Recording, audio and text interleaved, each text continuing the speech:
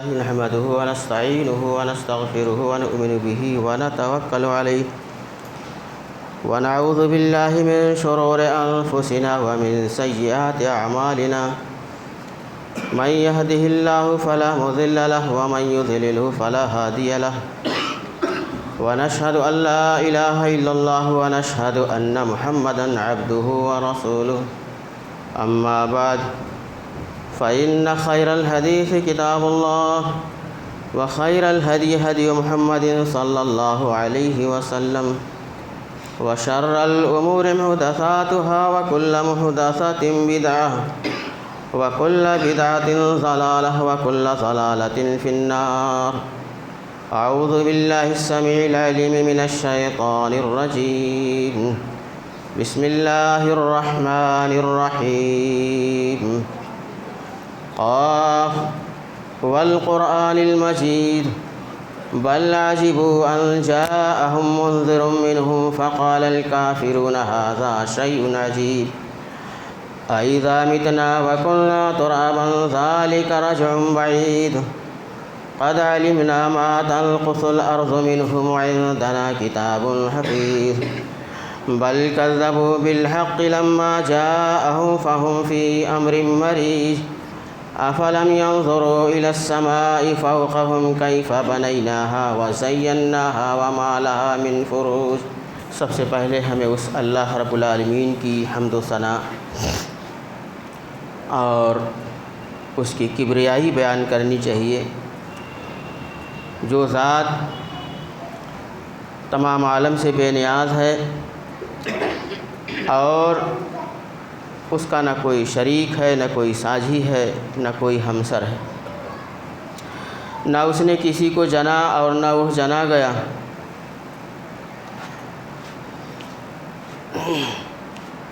اس کے بعد ہزارہ رحمتیں نازل ہوں جناب محمد رسول اللہ صلی اللہ علیہ وسلم پر، اور اس کے بعد ہزارہ رحمتیں نازل ہوں آپ صلی اللہ علیہ وسلم کی آل پر اور تمام صحابہ کرام پر. خطبہ مسنونہ کے دوران آیت کریمہ تلاوت کی گئی. دو مختلف جگہ سے آیتیں پڑھی گئیں. اس کے اندر اللہ تبارک و تعالی نے جناب محمد رسول اللہ صلی اللہ علیہ وسلم کی اتباع کا حکم دیا اور یہ بھی فرمایا کہ دین مکمل ہو چکا ہے. اب اگر کوئی انسان کچھ اپنی طرف سے بنا کر کے کچھ داخل کرنا چاہتا ہے یا کچھ اچھا بنا کر کے پیش کرنا چاہتا ہے تو وہ مقبول نہیں ہوگا بلکہ مردود ہو جائے گا، اور وہی چیز بدعت میں شمار ہوگی. پچھلے جمعہ میں بھی کچھ ایسی چیزیں بتائی گئی تھیں، کچھ ایسے منکرات کہ جس کا آقائے نامدار جناب محمد رسول اللہ صلی اللہ علیہ وسلم سے کوئی ثبوت نہیں، کوئی واسطہ نہیں. کچھ ایسی چیزوں کی طرف اس جمعہ میں بھی اشارہ کیا جائے گا اور بتلایا جائے گا انشاءاللہ العزیز. بس اللہ تبارک و تعالیٰ سے دعا کرتے ہیں کہ اللہ رب العالمین ہمیں کہنے سننے سے زیادہ اس پر عمل کی توفیق نصیب فرمائے، آمین. سب سے پہلے ہم اپنے اماموں کی طرف آپ کو لے کر کے چلتے ہیں کہ آیا ہمارے امام کا کیا مسلک تھا. سب سے پہلے ہم آقائے نامدار جناب محمد رسول اللہ صلی اللہ علیہ وسلم کی طرف لے کر کے چلتے ہیں، جو سارے اماموں کا امام ہے، جسے امام الانبیاء کہا جاتا ہے. ہر ایک کا محور اپنے ایک آسان لفظ میں سمجھیے جیسے کھوٹا ہوتا ہے، تو آدمی اگر کسی چیز کو اس پہ باندھ دیا جائے تو اب وہ آگے نہیں جاتا ہے. کوئی جانور اس پہ اگر باندھ دیا جائے تو وہ اسی کے ارد گرد گھومتا ہے. تو اصل کھوٹا جو ہے وہ جناب محمد رسول اللہ صلی اللہ علیہ وسلم ہے، اصل محور. اور سارے اماموں کے امام وہی ہیں. ان کی بات پر کسی کی بات اوپر نہیں ہو سکتی ہے. اس چیز کو اپنے ذہن میں رکھیں. آقا نامدار جناب محمد رسول اللہ صلی اللہ علیہ وسلم کے دور میں بھی اختلاف ہوتا تھا۔ جناب محمد رسول اللہ صلی اللہ علیہ وسلم اس دنیا سے کوچ کر گئے۔ حضرت عمر رضی اللہ تعالیٰ عنہ آپ کی مفارقت پر کیا کہا آپ نے کہ اگر کوئی اس طرح سے کہتا ہے کہ نبی صلی اللہ علیہ وسلم انتقال کر گئے تو میں اس کی گردن مار دوں گا۔ لیکن حضرت ابوبکر صدیق رضی اللہ تعالیٰ عنہ آئے، کہا عمر بیٹھ جاؤ۔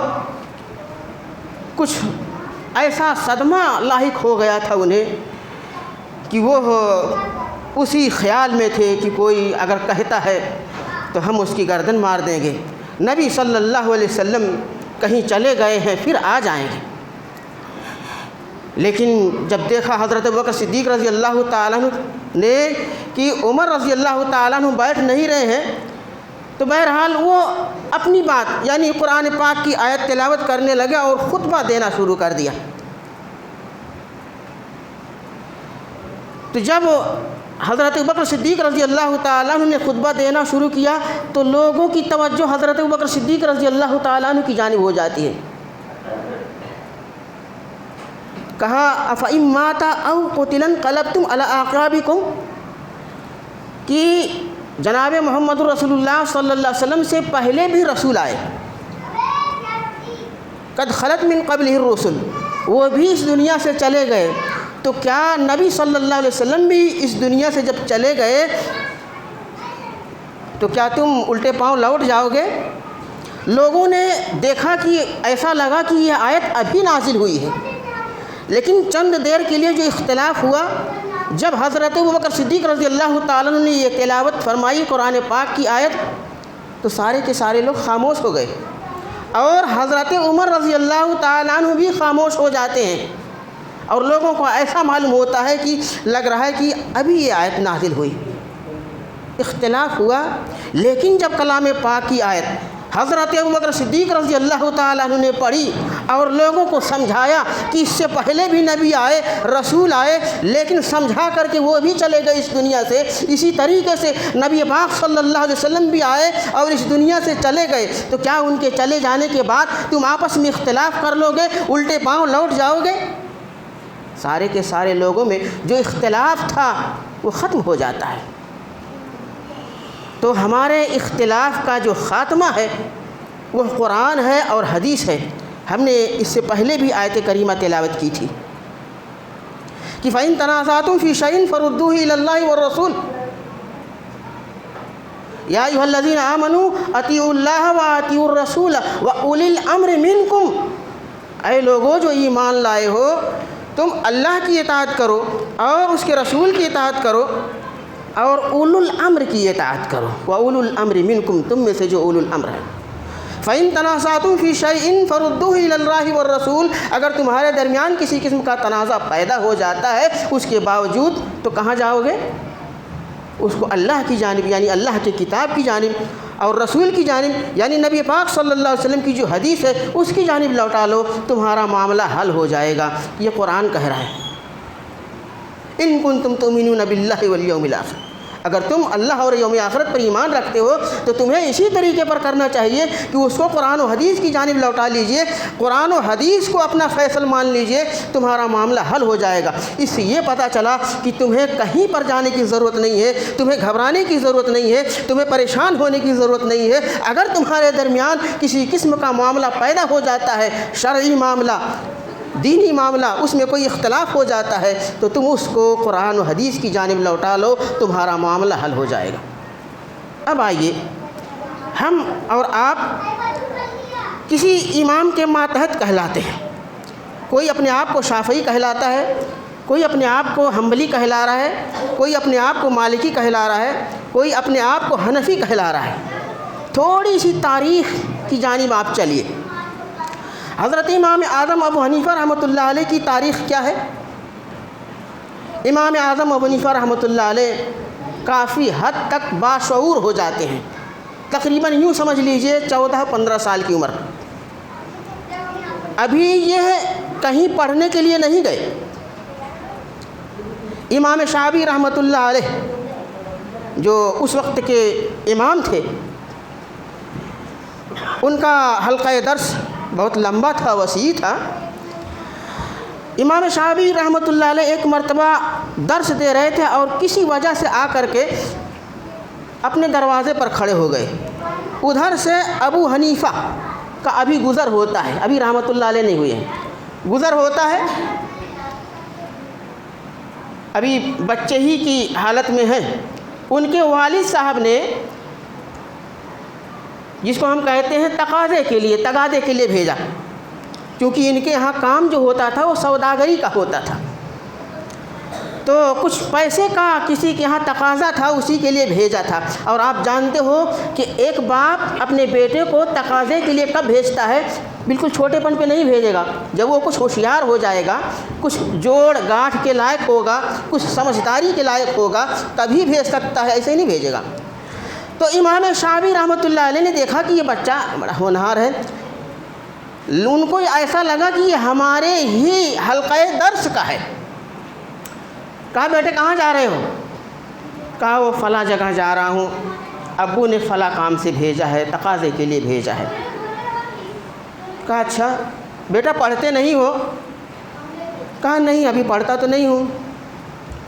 تو انہوں نے کچھ ایسی باتیں کی امام ابو حنیفہ رحمۃ اللہ علیہ سے کہ تم اتنے ہونہار بچے ہو اور ہونہار بچہ ہو کر کے تمہیں پڑھائی سے کوئی شغل نہیں ہے اور تم اس طریقے سے ٹہل رہے ہو۔ ان کی باتیں کچھ اس طرح سے ان کے ذہن پر لگی، ان کے دل دماغ پر لگی۔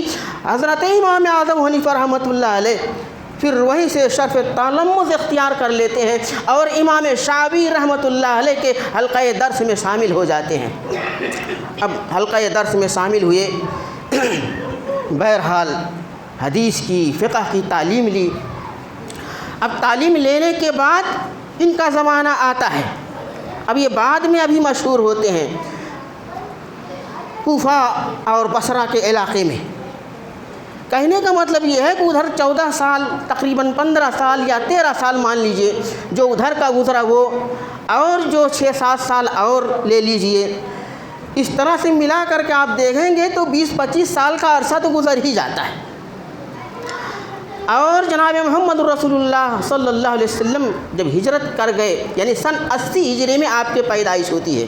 امام اعظم ابو حنیفہ رحمۃ اللہ علیہ کی جو پیدائش ہوئی وہ سن 80 ہجری کی پیدائش ہے۔ تو اس طرح سے اگر دیکھا جائے تو 80 ادھر اور 20-25 سال کا وقفہ ادھر، تقریباً 105 سال مان لیجئے یا 110 سال مان لیجئے، اب ان کا حلقہ درس مشہور ہوتا ہے، ان کے فتاوے مشہور ہوتے ہیں۔ جب یہ پڑھ کر کے ادھر گئے کوفہ کی جانب تو اب یہ لوگوں میں مشہور ہوئے۔ کہنے کا مطلب یہ ہے کہ ابھی تقلیدی رواج جو تھا وہ نہیں شروع ہوتا ہے۔ تقریباً 105 سال کے بعد یا 110 سال کے بعد جو یہ معاملہ ہے بیچ کا، صحابہ کرام کا، تابعین کا، تبع تابعین کا، وہ کس پر منحصر تھے؟ سوال اس بات کا ہے۔ وہی قرآن و حدیث پر تھے، کوئی کسی کا مقلد نہیں تھا، کوئی اپنے آپ کو حنفی کہلانے والا نہیں تھا، سارے کے سارے اصحاب الحدیث تھے، اپنے آپ کو وہ اصحاب الحدیث ہی کہتے تھے۔ خواہ حضرت انس رضی اللہ تعالیٰ عنہ، خواہ عبداللہ بن مسعود رضی اللہ تعالیٰ عنہ، اگر ان کے درمیان کسی طرح کا کوئی اختلاف ہوا تو وہ اس بات کو قرآن و حدیث کی جانب لوٹا لیتے تھے۔ ابھی تقلیدی رواج نہیں، اس کا سلسلہ نہیں چالو ہوتا ہے، بعد میں چل کر کے جب امام اعظم ابو حنیفہ رحمۃ اللہ علیہ کا حلقہ درس و تدریس وسیع ہوتا ہے، اب جا کر کے یہاں سے تقلیدی رواج شروع ہوتا ہے۔ اس سے پہلے جو سارے کے سارے تھے کوئی ایسا مقلد نہیں تھا، تو کیا وہ غلط تھے؟ سوال اس بات کا ہے۔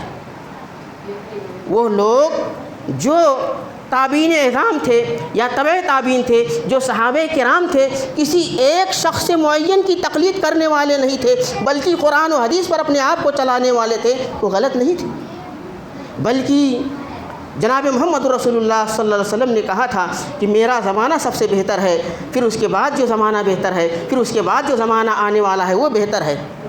یعنی میرا زمانہ، صحابہ کا زمانہ، تابعین کا زمانہ، تبع تابعین کا زمانہ، اس میں مقلدیت نہیں تھی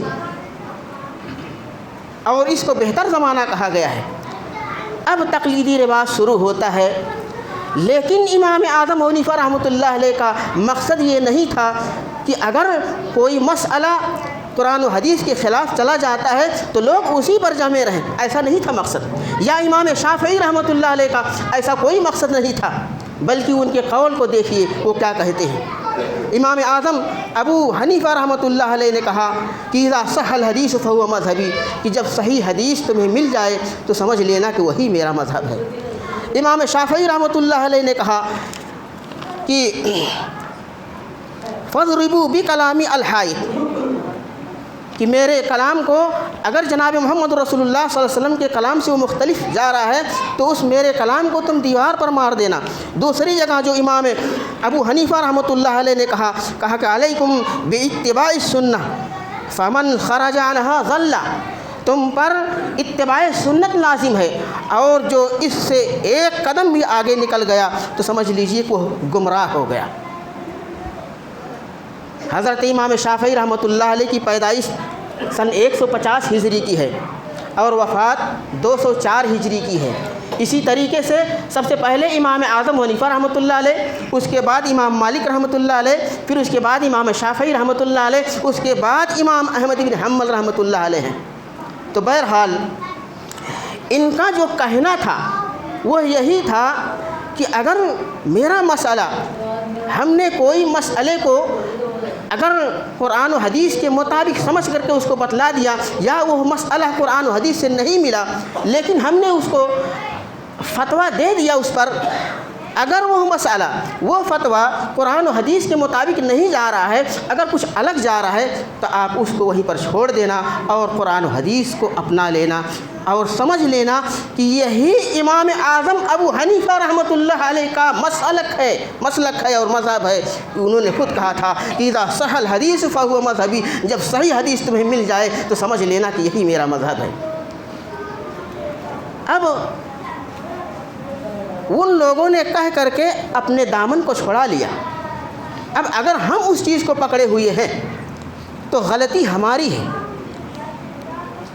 اب آئیے، اختلافات بہت سارے ہوتے ہیں، لیکن اختلاف کا مطلب یہ نہیں ہے کہ آپ اس چیز کو پکڑے رہیں، بلکہ آپ قرآن و حدیث پر چلے آئیے، کیونکہ یہی تمہارے اختلاف کا حل ہے۔ چھوٹے چھوٹے مسائل کی طرف میں آپ کو لے کر کے چلتا ہوں۔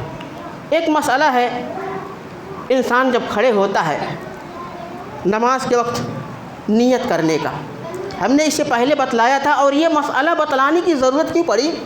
ایک صاحب مجھ سے کہنے لگے کہ مولانا آپ نے عربی میں نیت پڑھ کر کے بتلائی تھی اور کہا تھا کہ عربی میں نیت پڑھنا چاہیے۔ ہم نے کہا نہیں، بلکہ ہم نے عربی کی نیت کو پڑھ کر کے بتلایا تھا، اور یہ بھی بتلایا تھا کہ اگر کوئی عربی میں پڑھ لیتا ہے تو یہ مطلب نہیں ہے کہ وہ چیز حدیث سے ثابت ہے، وہ چیز حدیث ہو جائے گی۔ کوئی چیز عربی میں لکھی ہوئی ہو وہ حدیث نہیں ہو جاتی ہے۔ ہم نیت کرتے ہیں، جیسے مثلا کہ نیت کرتا ہوں میں 4 رکعت نماز فرض وقت ظہر، منہ میرا کعبہ شریف کی طرف، پیچھے اسپیس امام کے، اللہ اکبر۔ ایک عورت مجھ سے کہنے لگی مولانا دیکھنا ذرا میری نیت درست ہے کیا؟ تو اس نے کہا کہ فرض کی نیت الگ ہوتی ہے اور سنت کی نیت الگ ہوتی ہے۔ ہم تو سنت کی نیت جب کرتے ہیں تو کہتے ہیں واسطے اللہ تعالیٰ کے اور سنت رسول کی۔ ہم نے کہا بیوی، سنت، یہ ساری کی ساری چیزیں سنت ہی ہیں، وہ نبی صلی اللہ علیہ وسلم ہی کا طریقہ ہے۔ سنت کا مطلب ہوتا ہے طریقہ، جو نبی صلی اللہ علیہ وسلم نے طریقہ دیا ہے، آپ کو فرض نماز پڑھنے کا طریقہ دیا ہے، سنت کے طور پر جو بتلایا ہے، اور چیزیں جو بتلائی ہیں، یہ ساری کی ساری وہ نبی صلی اللہ علیہ وسلم کا ہی عمل ہے، انہی کے سنت کے مطابق ہم اپنے آپ کو چلانا چاہتے ہیں۔ تو آپ اگر یہ کہتی ہو کہ سنت رسول کی اور فرض فلاں کی، فرض اللہ تعالیٰ کی، یہ بات آپ کی سمجھ میں نہیں آتی ہے۔ تو پھر کیسے؟ ہم نے اس کو بتلایا، کہا دیکھو یہ چیزیں آپ تعلیم الاسلام اٹھا کر کے دیکھیے، اس کے اندر بھی جو مفتی شفیع صاحب نے لکھا ہے وہ یہی لکھا ہے کہ نیت اصل میں دل کے ارادے کا نام ہے، اور یہی بات حقیقت ہے۔ قرآن کی بات تو چھوڑ دی، حدیث کے اندر آپ کو کہیں پر اس طرح سے نیت کرنے کے الفاظ نہیں ملیں گے، خواہ عربی میں ہو یا کوئی ایسا اشارہ آپ کو نہیں ملے گا کہ آپ کو اگر عربی میں نہیں یاد ہے تو آپ اردو میں کہہ لیجئے۔ جب وہ چیز ہم کو نہیں مل رہی ہے حدیث کے اندر، تو ہم اپنے طور پر اس کو اور اچھا بنا کر کے، ہمارا مقصد یہی ہو رہا ہے اب کہ ہم اس کو اور اچھا بنانا چاہتے ہیں تاکہ ہمارا ذہن اور حاضر ہو جائے، اور اچھا بنا کر کے آپ پیش کرنے کی ضرورت کر رہے ہو۔ اس کا مطلب یہ ہے کہ نبی صلی اللہ علیہ وسلم نے جو طریقہ آپ کو دیا تھا وہ طریقہ اچھا نہیں تھا، یہی مطلب ہوگا اگر آپ اپنی طور پر اس کو شامل کرتے ہو۔ تو یہ اپنے طور پر شامل کیا ہوا ہے، جو آپ آ کر کے ساری چیزیں عربی میں پڑھتے ہو اور نیت اردو میں کرتے ہو، جو کہ اصل چیز ہے۔ اسی طریقے سے اگر کوئی عربی میں کر لیتا ہے تو بھی وہ حدیث سے ثابت نہیں ہے۔ جب حدیث سے ثابت نہیں ہے تو کیا آپ اپنے طور پر اس کو اور اچھا بنا کر کے پیش کرنا چاہتے ہو؟ کیا نبی صلی اللہ علیہ وسلم سے وہ چیز رہ گئی تھی؟ ایسا کچھ بھی نہیں۔ نبی صلی اللہ علیہ وسلم نے تصور دیا آپ کو کہ آپ جب آئیں، ایک انسان آ رہا ہے نماز پڑھنے کے لیے، اپنے گھر سے نکلتا ہے تو کیا نیت کر کے چلتا ہے کہ ہم کہاں جا رہے ہیں؟ بازار میں جا رہے ہیں۔ اس کی نیت ہوتی ہے کہ ہم نماز پڑھنے کے لیے جا رہے ہیں۔ اسی کے ساتھ ساتھ جب وضو کرتا ہے، اب وضو کی بھی ایک طرح سے ہم نے نیت پڑھی کہ نویت ان اتوضأ للہ تعالی، پھر اس کے بعد بسم اللہ لکھا ہوا تھا۔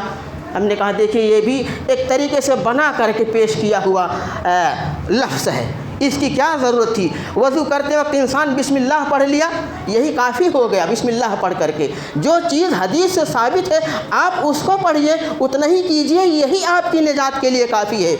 بحث چل رہی تھی نیت پر، تو اب اگر آپ نے نیت عربی میں کر لی تو وہ صحیح نہیں ہوگا۔ اور اللہ کے نبی صلی اللہ علیہ وسلم نے یہی تصور دیا کہ جب انسان آئے تو ساری چیزوں کو پرے چھوڑ دے، اور اس کی یہ نیت ہونی چاہیے کہ گویا اللہ تعالی ہمیں دیکھ رہا ہے، ہم اللہ رب العالمین کو دیکھ رہے ہیں، اور اگر ہم اللہ رب العالمین کو نہیں دیکھ سکتے، بات یہی ہے، حقیقت یہی ہے، لیکن اللہ رب العالمین ہمیں دیکھ رہا ہے۔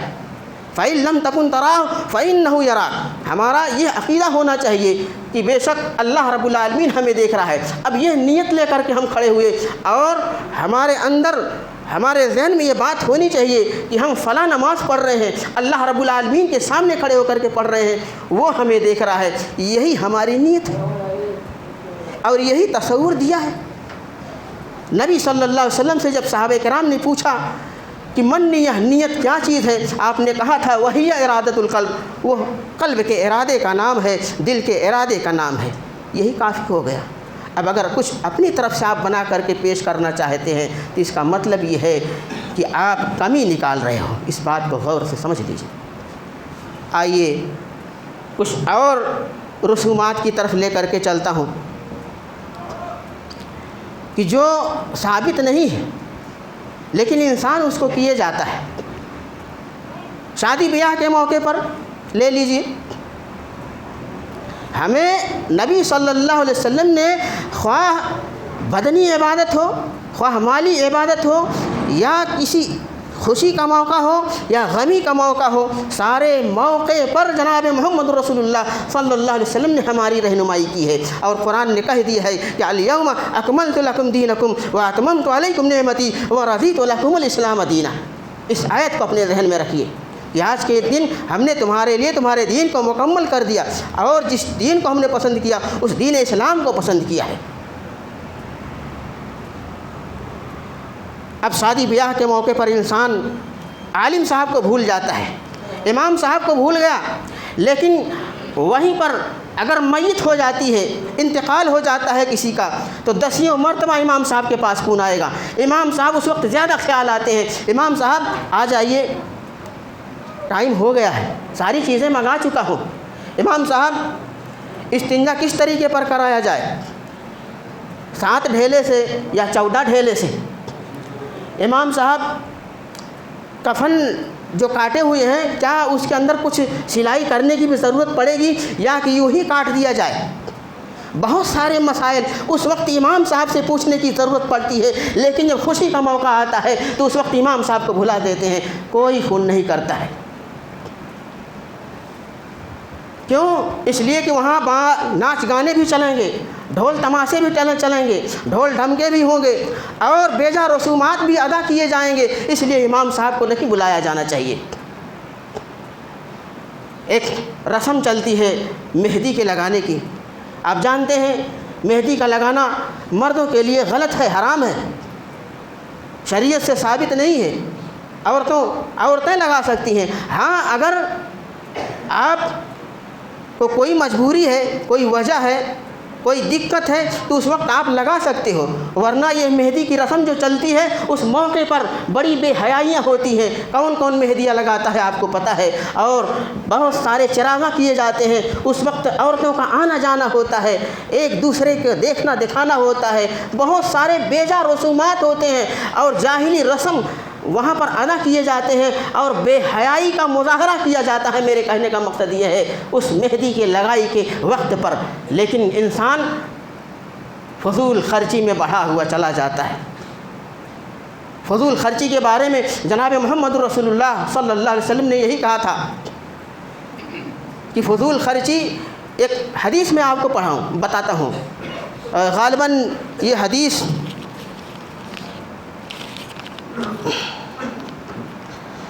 سعد بن وقاص رضی اللہ تعالیٰ عنہ سے تعلق رکھتی ہے۔ سعد بن وقاص رضی اللہ تعالیٰ عنہ ایک مرتبہ وضو بنا رہے تھے، اور وضو بناتے وقت پانی کچھ زیادہ خرچ کر رہے تھے، بہا رہے تھے۔ جناب محمد رسول اللہ صلی اللہ علیہ وسلم آتے ہیں، دیکھا اور آپ کو ٹوک دیا، کہا سعد بن ابی وقاص پانی یہ فضول خرچی غلط بات ہے۔ کہ اللہ کے رسول ایک اہم چیز کی ادا کرنے میں وضو بنا رہا ہوں میں نماز پڑھنے کے لیے، اس میں اگر کچھ مبالغہ کر رہا ہوں، کچھ اس طرح سے فالتو پانی بہہ جا رہا ہے تو اس میں کیا حرج کی بات ہے؟ جناب محمد رسول اللہ صلی اللہ علیہ وسلم نے کہا کہ گرچہ تم بہتے ہوئے نہر یا بہتے ہوئے دریا کے کنارے پر بیٹھے ہوئے ہو سعد بن ابی وقاص، تو اس وقت بھی پانی کو کم بہاؤ، جبکہ انسان اگر بہتے ہوئے دریا کے کنارے بیٹھا ہوا ہے، ندی کے کنارے بیٹھا ہوا ہے، تو وہ ماء سائل ہے، بہتا ہوا پانی ہے۔ انسان کا پانی، وضو کا پانی جب گرتا ہے تو اس نالے میں جائے گا، اس دریا میں جائے گا، اور وہ بھی بہتا ہوا پانی ہو جائے گا، وہاں فضول خرچی نہیں ہوگی۔ لیکن ایک فضول خرچی سے بچانے کے لیے جناب محمد رسول اللہ صلی اللہ علیہ وسلم نے یہ فرمایا کہ گرچہ تم اس نہر کے کنارے پر کیوں نہ بیٹھے ہو، تب بھی تم پانی کو فالتو مت بہاؤ، خواہ وضو بنا رہے ہو یا کوئی اور کام ہو۔ تو انسان وضو بناتے ہوئے بھی فالتو پانی نہ گرائے، جائے کہ وہ پانی کا استعمال کر رہا ہو نہانے کے لیے، برتن دھلنے کے لیے، اور کسی چیز کے لیے۔ تو یہاں فالتو خرچ کے لیے منع کیا وہاں وضو کے وقت میں، اور کہا ان المبذرین، قرآن کہتا ہے ان المبذرین کانوا اخوان الشیاطین، کہ فالتو خرچ کرنے والے شیطان کے بھائی ہیں۔ لیکن شادی بیاہ کے موقع پر آپ دیکھ لیجئے، اچھا سے اچھا ٹنٹ ہونا چاہیے، اور اچھے سے اچھے کھانے ہونے چاہیے، فلاں گاڑی ہونی چاہیے، فلاں اس طریقے کا ہونا چاہیے، بہت ساری باتیں ہوتی ہیں۔ اس وقت انسان ان ساری چیزوں کو بھلا دیتا ہے، شریعت کی ساری چیزوں کو بھلا بیٹھتا ہے، اور جب غمی کا موقع آتا ہے تو بار بار امام صاحب کے پاس فون کرتا ہے۔ تو ان ساری چیزوں کا ہمیں دھیان دینا چاہیے، خواہ زندگی کا کوئی موڑ ہو، کوئی موقع ہو، جناب محمد رسول اللہ صلی اللہ علیہ وسلم نے اس موقع کا چھوڑا نہیں ہے۔ کچھ اور چیزیں میں آپ کو بتاتا ہوں۔ اسی طرح سے انسان سوچتا ہے کہ نہیں ہمارے امام صاحب کے یہاں یہ ہے، لیکن ہم نے بتایا کہ امام صاحب کے یہاں یہ نہیں ہے۔ امام صاحب خود کہہ دیا ہے کہ اذا صح الحدیث فهو مذہبی، کہ جب صحیح حدیث تمہیں مل جائے تو سمجھ لینا کہ وہی میرا مذہب ہے۔ امام صاحب نے کہہ کر کے اپنے دامن چھڑا لیا۔ اب جو علماء نے مسائل کی تخریج کی، اس کی ریشہ دوانیاں کی، اس کے اندر اختلافات ہوئے، تو بہرحال کس کی کمی ہے آپ جان رہے ہو۔ اسی طرح سے ایک مسئلہ فجر کے وقت کا آتا ہے. انسان آیا، فجر کی جماعت کھڑی ہوئی ہے، پیچھے کھڑے ہو کر کے سنت میں لگا ہوا ہے. میرا سوال اس بات کا ہے کہ سنت اور فرض آپ بھی سمجھ رہے ہو کہ سنت کا مرتبہ زیادہ ہے یا کہ فرض کا مرتبہ زیادہ ہے؟ آپ بتاؤ. فرض کا مرتبہ زیادہ ہے سنت سے. اب فرض کھڑی ہوئی ہے جماعت، اس کے مقابلے میں آپ سنت ادا کر رہے ہو اور آپ کی فرض کی نماز چھوٹ رہی ہے، امام تلاوت کر رہا ہے، رکوع آپ کا چھوٹ رہا ہے، سجدہ آپ کا چھوٹ رہا ہے، اور آپ کو یہ بتلایا گیا کہ نہیں، آپ کنارے کھڑے ہو کر کے ادھر سنت پڑھ لیجئے اور پھر اس کے بعد آ کر کے آپ شامل ہوئیے. کیا یہ چیز حدیث کے مطابق ہے؟ حدیث کیا کہہ رہی ہے؟ حدیث نے کہا اذا اقیمت الصلاۃ فلا صلاۃ الا المکتوبہ. یہ مسلم شریف کی حدیث ہے. اذا اقیمت الصلاۃ، جب نماز قائم ہو گئی، فلا صلاۃ، نہیں ہے کوئی نماز، الا المکتوبہ، مگر وہی فرض نماز. تو اس کا مطلب یہ ہے کہ جب فرض نماز کھڑی ہو گئی تو کوئی نماز ہے ہی نہیں ہے. آپ جو نماز پڑھ رہے ہو وہ آپ کی نماز نہیں ہو رہی ہے. اگر فرض نماز ہو رہی ہے تو آپ فرض میں شامل ہو جائیں، آپ سنت کو بعد میں پڑھ لیجئے. یہ حدیث کا طریقہ ہے. اور لیکن فقہی مسئلے کو لے کر کے لوگ پڑے ہوئے ہیں، کہتے نہیں ہمارے یہاں اس طریقے سے، ٹھیک ہے آپ کے یہاں اس طریقے سے. ہمارے یہاں اور آپ کے یہاں کا کوئی مسئلہ نہیں ہے، سارے کے سارے لوگوں کا مسلک یہ قرآن و حدیث ہے، اللہ کی کتاب اور سنت رسول ہے. یہی جناب محمد رسول اللہ صلی اللہ علیہ وسلم نے تعلیم دی تھی کہ علیکم بسنہ و سنت الخلفاء الراشدین. تو کہا تھا کہ جب تک تم میری سنت کو، کتاب اللہ کو اور میری سنت کو مضبوطی کے ساتھ پکڑے رہو گے، تم کبھی گمراہ نہیں ہو سکتے ہو. یہی طریقہ جناب محمد رسول اللہ صلی اللہ علیہ وسلم نے دیا. آخر میں اللہ رب العالمین سے دعا ہے کہ اللہ رب العالمین ہمیں قرآن و سنت کا عامل بنائے. آمین یا رب العالمین. فقد قال اللہ تعالیٰ فی کلامہ المجید والفرقان الحمید. اعوذ باللہ من الشیطان الرجیم.